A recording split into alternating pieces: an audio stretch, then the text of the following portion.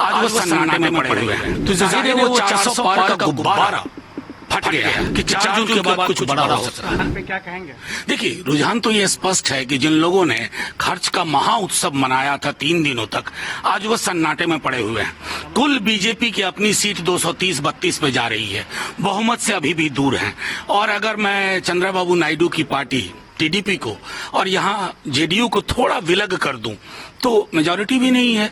तो जाहिर है वो 400 पार का गुब्बारा फट गया है। बस कष्ट इस बात का है कि बिहार में मतगणना की गति धीमी है। तकरीबन 40 कॉन्स्टिट्यूंसी में अभी हमने बात की है 2 से 2.25 लाख वोट की ही गिनती हुई है, जबकि पूरे देश में लगभग आधे से ज्यादा राउंड खत्म हो चुके हैं। यहाँ 3 राउंड, 4 राउंड, 5 राउंड मैक्सिमम है। तो मैं आग्रह करूंगा चुनाव आयोग से इस पर फौरी तौर पर ध्यान दें।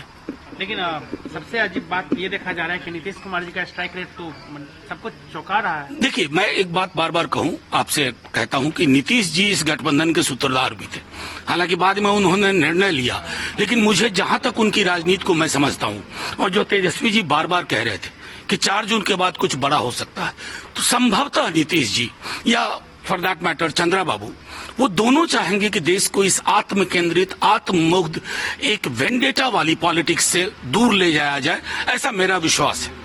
आप लोग उम्मीद करते हैं कि नीतीश जी, और आप लोग कोशिश करेंगे कि नीतीश जी को आप बताएं कि भाई इधर आना है, आप इसके सूत्रधार रहे हैं? देखिए, मैंने जो कहना था मैंने कह दिया। नीतीश जी के साथ हम विरोध में भी रहे, लड़े भी, साथ में काम भी किया, लेकिन इतना हम जानते हैं उनकी राजनीति फासिस्ट ताकतों के खिलाफ रही है। उन्हें आत्ममुग्धता पसंद नहीं आई, तानाशाही कभी किसी की पसंद नहीं आई। मैं समझता हूं उसी अनुसार निर्णय लेंगे। एक सवाल और आपसे कि कई लोग कह रहे थे नीतीश जी जो हैं डबल डिजिट में नहीं जा पाएंगे, और कई तरह की बात की बीजेपी 400 पार जाएगी ही जाएगी।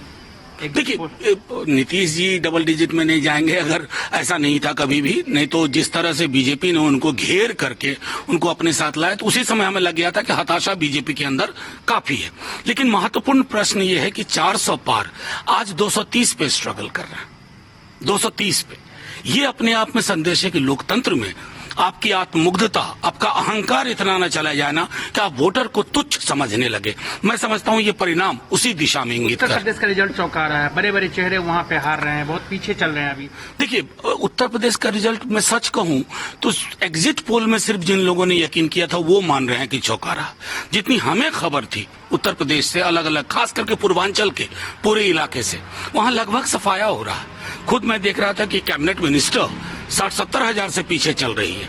तो ये एक संदेश है जो मैं बार बार दोहराऊंगा कि लोकतंत्र में किसी भी व्यक्ति का अहंकार भारी पड़ता है। और अभी तो देखिए नीतीश जी और चंद्रबाबू जी क्या फैसला करते हैं। बिहार को लेकर जिस तरीके से आरजेडी का उम्मीद था, एक्सपेक्टेशन था, अभी नहीं, मैं आपको गारंटी दे रहा हूं, अभी इंतजार करिए। तकरीबन 3:30-4 बजे तक आप देखेंगे कि सीट डबल डिजिट से ऊपर जाएगी। तो वो मैं समझता हूं कि आप स्पष्ट तौर पर देख पाएंगे।